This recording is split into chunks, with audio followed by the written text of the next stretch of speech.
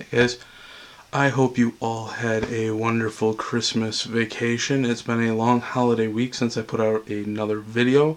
My apologies. I had a lot of stuff going on that I wanted to deal with. I will get into that in a whole other video. I don't want to take up any more time than I need to. So, here we go. So, the thing I wanted to talk about today was the failure of my company, or why it failed, to be more precise. First, I should give you some background on my company. About a year and a half ago, I decided I wanted to start my own company called Legacy Gaming. It dealt with tabletop games, trading card games in general, board games, all that kind of stuff. So I did a whole lot of research over the course of about a year and a half, and I put together a nice business plan. I then shipped the business plan over to a college professor who thought it was really good, thought I could really go far with it.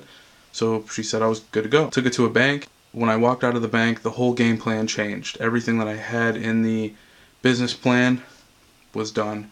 It was over, it was changed. Reasons for it. Reason number one, I went into the bank with the notion that I was maybe going to get a loan. My voice cracked.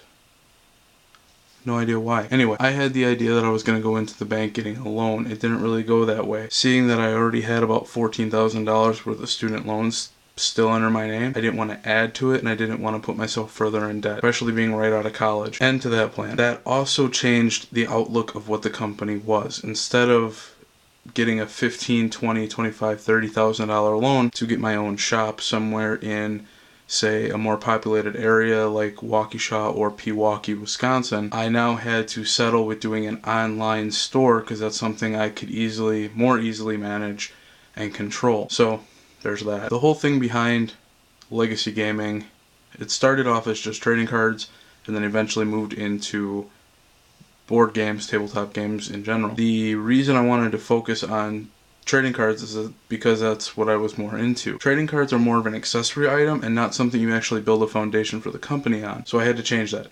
And in doing so what I learned by doing an online store is there are a couple companies that I wasn't able to work with because I didn't have an actual store. One was Wizards of the Coast, which really put a dent in my plans because that was going to be a major part of my business. That went Dungeons and Dragons and Magic the Gathering. Both of those were now out of the picture since I can't... They're plowing. I don't know if you heard that. Anywho, since I couldn't use Wizards of the Coast anymore, I also couldn't use Asmodee, who, I think I'm pronouncing that right. They are in charge of a whole buttload of popular games. Not any that a lot of people are familiar with because of Hasbro and stuff like that, like the Game of Life, Risk, Monopoly, whatever, but more of the actual board games like Kingdom Builder or Ticket to Ride or Dead of Winter. All three of those games come out of them now. So I couldn't sell any of those games, which really put a dent in my plans as well. So over the course of a year and a half, I really got a glimpse of how hard and difficult it was to start off a company in kind of reverse order. Instead of going from a business to a internet source, I'm now going from an internet source to a brick and mortar business, which in hindsight, it wasn't the best idea. I took out a credit card for $3,000 and over the course of just a few months, almost maxed it out. Just getting inventory, working on marketing, and yeah, I'm not looking forward to paying that off. What could I have done differently, or what actually caused the store to go down? Well, it's not just one thing. It's a culmination of a whole bunch of things that kind of just pull together and drag the company down with it. For one, location. This area, Hubertus, Sussex, I even noticed wasn't a huge portion for it. But this area is not really good when it comes to board games per se. There might be some small groups of friends every now and then who play board games, but it's not enough for you to keep up, especially with trading card games. And I know it had nothing to do with pricing because my prices were always lower than the store. I had packs of Pokemon and Yu-Gi-Oh cards selling for $325, $350. Where if you go to a store now, they're selling for $5, almost $6, just because it's covered in cardboard. So marketing was also one of those things that I should have changed. I should have been far more aggressive with it. So my target audience was male dominated with maybe a little speckle of female in there as well. About the age of 16 to about the mid-20s. maybe high 20s, low 30s. A big portion of that is going to be in college. Colleges would have been a perfect opportunity for me to just say, hey, can I advertise here by putting up some flyers?